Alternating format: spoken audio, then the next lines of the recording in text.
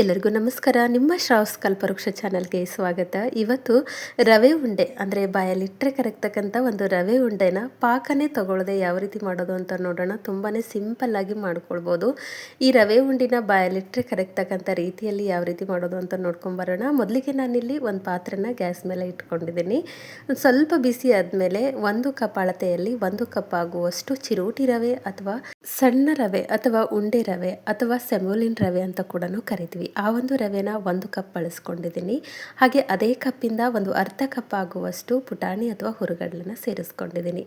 ಇವಾಗ ನೋಡಿ ಇದನ್ನು ಹುರ್ಕೊಳ್ಬೇಕು. ಗ್ಯಾಸ್ನ ಮೀಡಿಯಂ ಫ್ಲೇಮಲ್ಲಿ ಇಟ್ಕೊಂಡು 5 ನಿಮಿಷ ಇದನ್ನು ಹುರ್ಕೊಳ್ಬೇಕಾಗತ್ತೆ. ಆದರೆ ಕೈ ಬಿಡ್ದಾಗಲೇ ಹುರ್ಕೊಳ್ಬೇಕಾಗತ್ತೆ. ಕೈ ಬಿಟ್ಟಿದ್ದಾಯಿತು ಅಂದರೆ ಸೀದ್ ಹೋಗೋ ಚಾನ್ಸಸ್ ಇರುತ್ತೆ.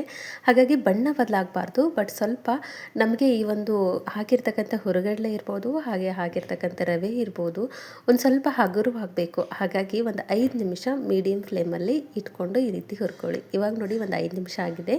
ಕಲರ್ ಕೂಡ ಎಲ್ಲೂ ಕೂಡ ಬದಲಾಗಿಲ್ಲ. ಗ್ಯಾಸ್ನ ಆಫ್ ಮಾಡಿಟ್ಕೊಳ್ಳೋಣ. ಒಂದು ಸ್ವಲ್ಪ ತಣ್ಣಗಾಗಲಿಕ್ಕೆ ಇಟ್ಟಿದ್ದೀನಿ. ಈ ಸೈಡಲ್ಲಿ ಒಂದು ಮಿಕ್ಸರ್ ಜಾರಿಗೆ ಅದೇ ಕಪ್ಪಿಂದ ಅಂದರೆ ಯಾವ ಕಪ್ಪಿಂದ ನಾವು ರವೆನ ತೊಗೊಂಡಿದ್ವಿ ಅದೇ ಕಪ್ಪಿಂದ ಒಂದು 3/4 ಕಪ್ ಆಗುವಷ್ಟು ಸಕ್ಕರೆನ ಬಳಸ್ಕೊಂಡಿದ್ದೀನಿ. ನೀವೇನಾದರೂ ಸ್ವೀಟ್ ತಿನ್ನೋದಾಯಿತು ಅಂತಂದರೆ 1 ಕಪ್ ಆಗುವಷ್ಟು ಸಕ್ಕರೆನ ಬಳಸ್ಕೊಳ್ಬೋದು. ಹಾಗೆ ಒಂದು ಸ್ವಲ್ಪ ಫ್ಲೇವರ್ಗೋಸ್ಕರ 1 ಏಲಕ್ಕಿನ ಸೇರಿಸ್ಕೊಂಡು ನೈಸಾಗಿ ರುಬ್ಕೊಂಡು ಬಂದಿದ್ದೀನಿ. ನೋಡಿ, ಸಕ್ಕರೆನ ಈ ರೀತಿ ಪೌಡ್ರ್ ಮಾಡಿ ಇಟ್ಕೊಂಡಿದ್ದೀನಿ. ಪೌಡ್ರ್ ಮಾಡಿರ್ತಕ್ಕಂಥ ಸಕ್ಕರೆನ ಒಂದು ಪಾತ್ರೆಗೆ ಸೇರಿಸ್ಕೊಳ್ತಿದ್ದೀನಿ. ಇಲ್ಲಿ ಸಕ್ಕರೆ ಬಂದು ನಿಮಗೆ ಸಿಹಿಗೆ ಅನುಗುಣವಾಗಿ ಸೇರಿಸ್ಕೊಳ್ಳಿ. ಅಂದರೆ 1 ಕಪ್ ರವೆಗೆ 1 ಕಪ್ ಆಗುವಷ್ಟು ಸಕ್ಕರೆ ಸಾಕಾಗುತ್ತೆ. ನಾನಿಲ್ಲಿ ಸಿಹಿ ಕಡಿಮೆ ತಿನ್ನೋದ್ರಿಂದ ಒಂದು 3/4 ಕಪ್ ಆಗುವಷ್ಟು ಮಾತ್ರ ಸಕ್ಕರೆನ ತೊಗೊಂಡಿದ್ದೀನಿ. ಇದನ್ನು ಕೂಡ ಒಂದು ಸೈಡಲ್ಲಿ ಎತ್ತಿಡೋಣ. ಇವಾಗ ಅದೇ ಮಿಕ್ಸರ್ ಜಾರಿಗೆ ಹುರಿದಿಟ್ಟಿರ್ತಕ್ಕಂಥ ಒಂದು ರವೆ ಹುರುಗಡ್ಲೆ ಅಥವಾ ಪುಟಾಣಿನ ಸೇರಿಸ್ಕೊಳ್ತಿದ್ದೀನಿ. ಒಂದು ಸ್ವಲ್ಪ ಬಿಸಿ ಆರಿದ ಮೇಲೇ ಸೇರಿಸ್ಕೊಳ್ಳಿ. ಇವಾಗ ಇದನ್ನು ಕೂಡ ರುಬ್ಕೊಂಡು ಬರೋಣ. ಒಂದು 2 ಬ್ಯಾಚಲ್ಲಿ ರುಬ್ತಿದ್ದೀನಿ. ಆದರೆ ಇದನ್ನು ರುಬ್ಬುವಾಗ ತೀರಾ ನೈಸಾಗಿ ರುಬ್ಕೊಳ್ಬೇಕು.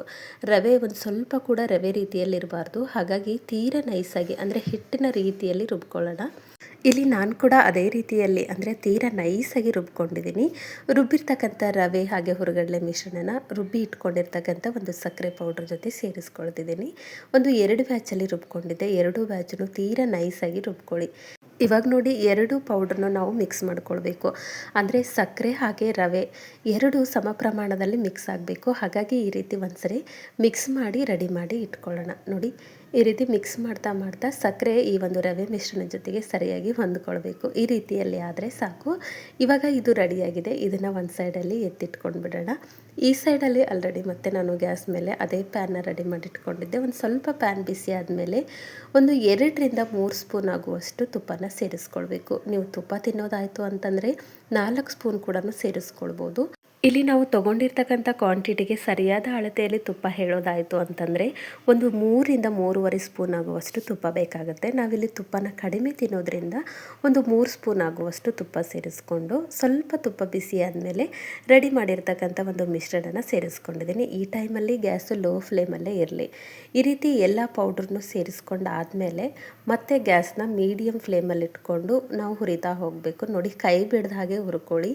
ಇಲ್ಲ ಅಂತಂದರೆ ತುಪ್ಪ ಹಾಕಿರೋದ್ರಿಂದ ಬೇಗ ಸೀದ್ ಹೋಗುತ್ತೆ. ಹಾಗಾಗಿ ಈ ರೀತಿ ಒಂದು ಸ್ವಲ್ಪನೂ ಕೈ ಬಿಡ್ದಾಗೆ ಮೀಡಿಯಮ್ ಫ್ಲೇಮಲ್ಲಿ ಇಟ್ಕೊಂಡು ಎಲ್ಲ ಕಡೆನೂ ನೀಟಾಗಿ ಹುರ್ಕೊಳ್ತಾ ಬನ್ನಿ. ಈ ರೀತಿ ಮೀಡಿಯಮ್ ಫ್ಲೇಮಲ್ಲಿ ಇಟ್ಕೊಂಡು ಹುರಿತಾ ನಾವು ಹಾಕಿರ್ತಕ್ಕಂಥ ಮಿಶ್ರಣ ಒಂದು ತುಪ್ಪದ ಜೊತೆಗೆ ನೀಟಾಗಿ ಬೆರೆತ್ಕೊಳ್ಳುತ್ತೆ. ಬೆರೆತ್ಕೊಂಡ ನಂತರ ಈ ಒಂದು ಕನ್ಸಿಸ್ಟೆನ್ಸಿಯಲ್ಲಿ ರೆಡಿಯಾಗುತ್ತೆ. ಆದರೆ ನಾವು ರವೆನ ರುಬ್ಕೊಳ್ಳುವಾಗ ತೀರಾ ನೈಸಾಗಿ ರುಬ್ಕೋಬೇಕು. ಇಲ್ಲ ಅಂದರೆ ಈ ಕನ್ಸಿಸ್ಟೆನ್ಸಿ ಬರೋದಿಲ್ಲ. ಹಾಗಾಗಿ ರವೆನ ಕಂಪ್ಲೀಟಾಗಿ ನೈಸಾಗಿ ಪೌಡ್ರ್ ಮಾಡ್ಕೊಳ್ಳಿ. ಇವಾಗ ನೋಡಿ, ಒಂದ್ಸರಿ ಚೆಕ್ ಮಾಡ್ಕೊಳ್ಳಿ. ನಮಗೆ ಗಂಟ ಆಗಬೇಕು ಅಂದರೆ ಉಂಡೆ ರೀತಿಯಲ್ಲಿ ಆಗಬೇಕು. ರವೆ ಅಂತ ಇರಬಾರ್ದು. ಆ ರೀತಿಯಲ್ಲಿದ್ದಾಗ ಗ್ಯಾಸ್ನ ಆಫ್ ಮಾಡಿ ಕೆಳಗಡೆ ಒಂದು ಸ್ವಲ್ಪ ತಣ್ಣಗಾಗಲಿಕ್ಕೆ ಬಿಟ್ಕೊಳ್ಳಿ. ಜಾಸ್ತಿ ಕೂಡ ತಣ್ಣಗಾಗಬಾರ್ದು. ಕೈ ಮುಟ್ಟುವಷ್ಟು ಬಿಸಿಯಾಗಿತ್ತು ಅಂದರೆ ಸಾಕು. ನೋಡಿ, ಇವಾಗ ನಾನು ಕೂಡ ಒಂದು ಸ್ವಲ್ಪ ಬಿಸಿ ಇದ್ದಾಗಲೇ ಉಂಡೆಗಳನ್ನ ಕಟ್ಕೊಳ್ಬೇಕಾಗತ್ತೆ. ಆದರೆ ಕೈಗೆ ಹುಷಾರಾಗಿ ನೋಡಿಕೊಂಡು ಕಟ್ಕೊಳ್ಳಿ. ಯಾವುದೇ ರೀತಿಯ ನೀರನ್ನ ಅಪ್ಲೈ ಮಾಡ್ಕೊಳ್ಬಾರ್ದು. ಕೈಗೆ ನೀರಾಗಲಿ ಅಥವಾ ತುಪ್ಪ ಆಗಲಿ ಅಪ್ಲೈ ಮಾಡ್ಕೊಳ್ಬಾರ್ದು. ಜಸ್ಟ್ ಈ ರೀತಿ ಪ್ರೆಸ್ ಮಾಡ್ತಾ ಹೋಗಿ ಒಂದು ಸ್ವಲ್ಪ ಬಿಸಿ ಇರಬೇಕು. ಬಿಸಿ ಅಂದರೆ ಜಾಸ್ತಿ ಅಲ್ಲ, ಮುಟ್ಟುವಷ್ಟು ಬಿಸಿ ಇದ್ದರೆ ಸಾಕು. ನೋಡಿ, ಯಾವುದೇ ಪಾಕ ಇಲ್ಲದೆ ಮಾಡೋಕ್ಕೆ ಬರೋದಿಲ್ಲ ಉಂಡೆ ಅನ್ನೋರು ಕೂಡ ಈ ರೀತಿ ಉಂಡೆಗಳನ್ನ ಮಾಡ್ಕೊಳ್ಬೋದು. ಈ ಮುಂದೆ ಬರ್ತಕ್ಕಂಥ ಹಬ್ಬಗಳಿಗೆ ಈ ಒಂದು ರೆಸಿಪಿ ತುಂಬಾ ಹೆಲ್ಪ್ ಆಗುತ್ತೆ. ಯಾಕಂದರೆ ಯಾವುದೇ ರೀತಿಯ ಪಾಕದ ಅವಶ್ಯಕತೆ ಕೂಡ ಇಲ್ಲದೆ ನಾವು ರವೆ ಉಂಡೆನ ತುಂಬಾ ಹೆಲ್ದಿಯಾಗಿರ್ತಕ್ಕಂಥ ರೀತಿಯಲ್ಲಿ ಕೂಡ ಮಾಡ್ಕೊಳ್ಬೋದು. ನೋಡಿ, ಎಷ್ಟು ಪರ್ಫೆಕ್ಟ್ ಆಗಿದೆ. ತುಂಬಾ ಸಿಂಪಲ್ಲಾಗಿ ಮಾಡ್ಕೊಳ್ಬೋದು. ಆದರೆ ರವೆನ ನಾವು ಪೌಡರ್ ಮಾಡ್ಕೊಳ್ಳುವಾಗ ತೀರಾ ನೈಸಾಗಿ ಮಾಡಿಕೊಂಡ್ರೆ ಸಾಕು.